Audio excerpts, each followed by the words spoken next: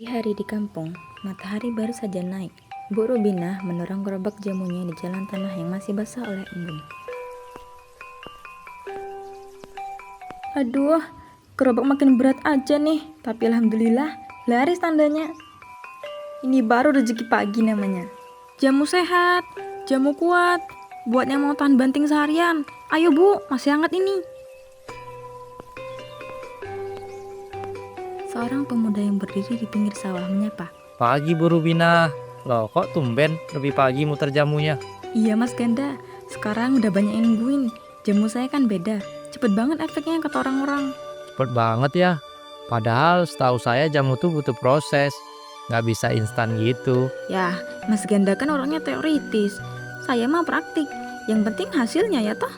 Asal nggak ngorbanin kesehatan orang aja Bu. Soalnya saya pernah dengar ada yang main campur bahan aneh-aneh. Aduh mas, saya ini jual jamu udah dari zaman anak saya masih nyusu. Aman insya Allah. Tiba-tiba, Laras datang dari gang kecil.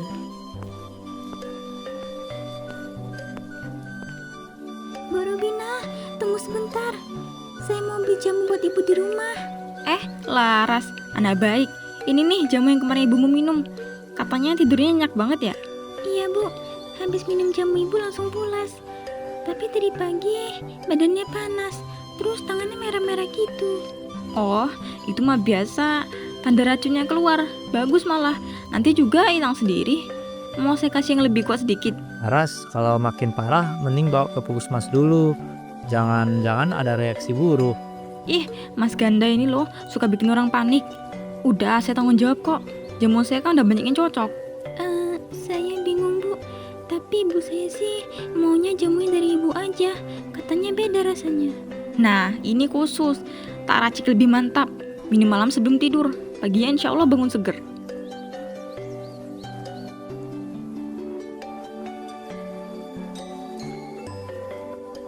Bu Rubinah, saya boleh lihat nggak komposisinya? Penasaran juga, kok bisa langsung berefek gitu? Wah, Mas Ganda nih kayak wartawan aja. Resep rahasia mas. Nanti mas bikin saingan lagi. Saya rugi dong. Makasih ya bu. Semoga ibuku cepat sembuh. Saya mau pulang dulu. Soalnya ibu belum makan dari pagi. Iya Laras, salam buat ibu ya. Bilangin, nanti saya racikan lagi lebih tokcer kalau ini cocok. Malam harinya, suasana dapur di rumah Bu Rubina hanya diterangi lampu minyak. Di atas meja, botol-botol jamu berjajar rapi. Tapi ada satu botol kaca bening tanpa lapu di pojok. Ini dia rahasia laris manisnya. Setetes aja cukup bikin orang rasa sehat seketika. Jamu herbal mah jamu herbal. Tapi kalau mau usaha jalan, ya harus cerdas dikit. Yang penting laris. Besok pagi pasti Laras balik lagi. Sakit ibunya belum sembuh pasti. Nanti tak kasih dosis double biar makin percaya. Sementara Laras di rumah. Ibu, kok makin aneh badannya? Kok malah keringetan dinginnya? Apa gara-gara jamu Bu Rubinah? Apa aku ke rumah Bu Rubinah sekarang? Nanya langsung. Tapi udah malam banget. Mudah amat, aku harus tanya. Aku ngerasa jamunya aneh. Mending kucek aja rumah Bu Rubinah. Di sisi lain, Ganda juga sedang mengamati botol jamu yang didapat dari warga. Warna jamunya beda, baunya juga aneh, tajam banget. Ini kayaknya bukan jamu biasa. Kalau warnanya begini, biasanya ada campuran sintetik, gak mungkin dari rempah alami. Kalau benar berbahaya, harusnya ada yang cegah. Aku gak bisa diem aja. Tanpa disadari, mereka berdua pergi secara bersamaan ke rumah Bu Rubinah. Laras yang lebih dulu sampai. Bu Rubinah, permisi, saya Laras. Bisa ketemu bentar? Lah, malam-malam banget. Siapa itu? Laras, ada apa ya nak? Maaf ganggu bu, tapi ibu saya kok makin aneh badannya. Saya jadi takut. Ibu kamu tuh banyak anginnya. Jadi reaksinya begitu. Mau saya racikan lagi besok, yang khusus. Bu, itu di dapur ada botol banyak ya. Warnanya beda-beda banget. Itu bumbu dapur biasa nak. Udah, kamu pulang aja. Jangan suka curiga kalau nggak ngerti. Tak lama kemudian, Ganda pun sampai juga. Loh, Laras, kamu juga di sini? Aku juga mau tanya soal jamu Bu Rubinah. Udah malam mas Ganda, besok aja ya. Saya capek, mau istirahat. Permisi. Bu Rubinah cepat menutup pintu rumahnya. Mas, aku ngerasa ada yang nggak beres. Di rumah Bu Rubinah baunya kayak apotek, bukan dapur. Aku juga curiga dari awal, tapi kita nggak bisa nuduh tanpa bukti. Kita pelan-pelan aja Laras. Dasar anak muda sok pintar. Jangan sampai Mereka ngacak-ngacak usahaku. Sore menjelang petang, Ganda sedang menyiram tanaman herbal di kebun kecil di samping rumahnya. Laras datang membawa termos kecil dan duduk di dekatnya. Tuh, lihat, daun-daun pada kering. Biasanya ini rebutan orang buat jamu. Sekarang nganggur gini aja. Orang-orang udah pada beralih, Mas. Jamunya Bu Rubina itu katanya efeknya cepet banget. Cepet banget. Nah, itu yang bikin aku gak tenang, Ras. Jamu tuh kerjanya pelan, bukan langsung nyetrum gitu. Ibu aku juga abis minum langsung panas dingin. Terus bilang badannya enteng, tapi besoknya lemas. Itu bukan tanda sembuh, itu kayaknya tubuh dipaksa bereaksi. Dulu kakekku pernah bilang, jamu gak bisa dipaksa kerja cepet. Temulawak sama jahe, ini dulu langganan warga. Sekarang tinggal aku yang siram, yang lain udah berhenti nanem. Aku juga heran. Dulu tiap minggu pasti beli ke kebun. Sekarang semua nunggu gerobak Bu Rubina lewat. Aku pernah iseng cium jamunya, ada bau nyengat gak biasa. Bukan bau jahe atau kencur. Aku juga ngerasa gitu, kayak ada campuran lain. Tapi aku gak ngerti itu apa. Jangan-jangan dia nambahin sesuatu buat bikin orang cepat ngerasa sembuh. Tapi kalau itu bener, Mas bahaya dong. Soalnya semua orang udah percaya sama dia. Iya, dan kalau diterusin, badan bisa rusak pelan-pelan. Tapi warga nggak sadar, malah ketagihan. Ibu aku sekarang tiap 2 hari minta dibeliin. Kalau nggak dikasih, langsung marah. Itu tanda ketergantungan, bukan penyembuhan. Hati-hati, Laras. Aku pengen nanya langsung ke Bu Rubina, tapi takut dia tersinggung. Jangan dulu, kita perhatiin aja terus. Kalau udah makin aneh, baru kita cari cara buat ngingetin orang-orang. Mas Ganda, kamu pernah lihat dia ngeracik jamu? Nggak pernah, dia selalu nutup pintu dapurnya. Padahal biasanya tukang jamu mah terbuka aja. Aku makin takut, Mas. Jangan-jangan bukan cuma jamunya yang palsu, tapi dia juga. Bisa jadi, tapi kita jangan asal tuduh. Kita kumpulin tanda-tanda dulu, pelan-pelan aja. Pagi hari esoknya di rumah Laras, Ibu Laras terbaring di tempat tidur. Terlihat lebih baik, tapi kulitnya memerah dan nafasnya sesak. Laras sedang cemas, duduk di samping tempat tidur. Ibu, kamu kenapa? Kok kulitnya merah gini? Nafasnya juga sesak. Nggak apa-apa, Nak. Mungkin habis minum jamu kemarin. Tapi badan rasanya lebih enakan kok. Tapi kenapa kulitnya bisa begini? Ibu nggak ngerasa panas? Nggak tahu. Emang agak panas. Tapi lebih enak daripada dulu rasanya. Jamunya manjur banget. Ibu, aku jadi takut. Ini kan efek sampingnya. Kok malah makin parah setelah minum jamu itu? Enggak, Nak. Ibu merasa lebih segar sekarang. Mungkin cuma reaksi biasa. Tapi kalau udah kayak gini, kok rasanya nggak biasa? Ini pasti ada yang aneh sama jamu itu. Laras keluar rumah dan berjalan menuju ke rumah Bu Rubina. Wajahnya penuh keraguan. Bu Rubina, ibu saya kok malah jadi begini ya? Kulitnya merah, napasnya jadi susah. Ah, itu mah biasa Laras. Jamu itu kadang emang bikin reaksi gitu. Tapi jangan khawatir, itu tandanya jamunya bekerja. Lihat aja, lama-lama ibu kamu pasti sehat. Tapi kenapa setelah minum jamu itu malah makin parah, Bu? Ibu saya jadi nggak bisa nafas dengan baik. Ini bukan reaksi yang biasa kan? Laras, kamu jangan khawatir. Itu cuma efek samping kecil. Nanti kalau ibu minum yang ini, efeknya langsung lebih cepat. Dan dia pasti sembuh total. Ini lebih kuat Laras. Tapi itu kan jamu yang kemarin udah bikin ibu saya jadi begini. Kenapa harus minum lagi yang lebih kuat? Laras, kamu ini kok terlalu cemas ya? Semua orang pakai jamu ini malah jadi sehat loh. Kalau mau hasil cepet, ya harus pakai dosis lebih tinggi. Jangan khawatir, ibu kamu pasti lebih kuat kok. Ini jamu yang udah kebukti. Ibu saya malah makin lemas, Bu. Kalau makin kuat, bukannya bisa lebih parah. Saya nggak mau ibu saya jadi kayak gini terus. Laras, kamu tuh nggak ngerti. Kalau nggak ada yang kuat, ya nggak bisa sembuh total. Ibumu itu butuh jamu yang lebih kuat biar cepat sembuh. Kamu mau kan? Lihat ibumu sehat kembali. Tapi Bu, saya cuma pengen ibu saya sembuh tanpa efek kayak gini. Saya nggak mau, ibu saya malah jadi tambah sakit. Percaya sama Bu Rubina, Laras. Kamu gak akan kecewa. Ini jamu yang terbaik di kampung ini.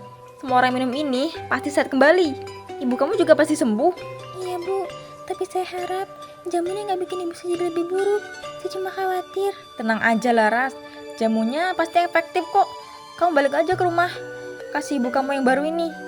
Pasti langsung ngerasa bedanya. Laras pun ngambil botol itu. Baik Bu, saya coba kasih ibu jamu ini.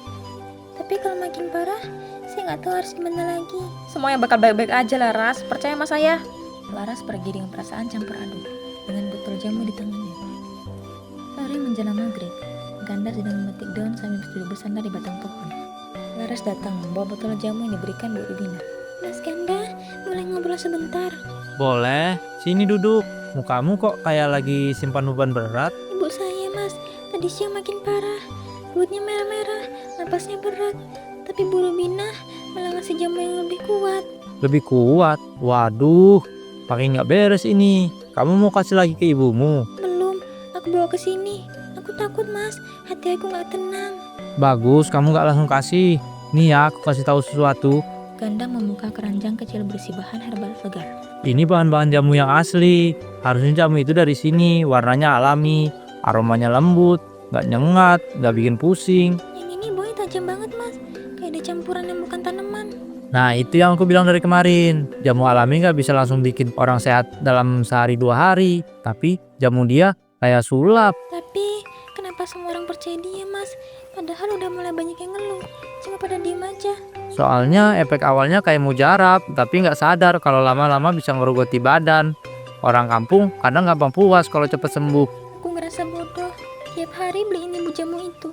Sekarang malah bikin ibu makin lemah. Bukan salahmu, Ras. Kamu cuma pengen yang terbaik buat ibumu. Tapi sekarang kamu sudah sadar, itu yang penting. Terus, Mas, aku harus gimana? Kalau aku berhentiin jamunya, ibu bisa marah. Dia udah ngerasa kecanduan. Kita pelan-pelan mulai ganti jamu yang beneran herbal. Aku bisa bantu racikin buat ibumu. Nggak instan, tapi insya Allah aman. Mas Ganda, kamu yakin bisa bantu? Yakin, kakekku dulu tukang jamu keliling. Aku hafal semua racikan dasarnya. Dan yang penting, kita nggak nipu orang. Makasih, Mas. Aku benar-benar bingung.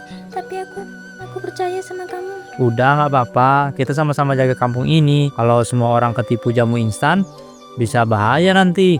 Aku pengen ngomong keluarga lain, tapi takut. Bu Rubina orangnya galak kalau dikritik. Tenang, kita nggak usah langsung ribut. Kita kumpulin aja orang-orang yang udah mulai curiga juga, biar makin kuat suaranya. Iya, kita harus nyelamatin yang lain juga. Biar nggak ada lagi yang kayak ibu aku. Bener, dan kamu harus kuat. Mulai besok, kita pelan-pelan hentiin jamu dari Ibu Rubinah, terus ganti sama yang alami. Aku bawa botol yang ke kamu aja ya. Aku nggak mau simpen di rumah. Sip, biar aku amanin. Siapa tahu nanti jadi bukti juga kalau dibutuhkan. Makasih, Mas. Kalau nggak ada kamu, aku nggak tahu harus ngomong sama siapa. Kita sama-sama jaga kampung ini, Ras. Nggak usah takut, kita masih bisa betulin semuanya. Beberapa hari kemudian, Laras dan Ganda sedang berjalan. Melihat kerumunan warga mengerumuni Bu Rubina. Seorang ibu muda tergeletak lemas, pingsan setelah minum jamu. Aduh, ini kenapa sih?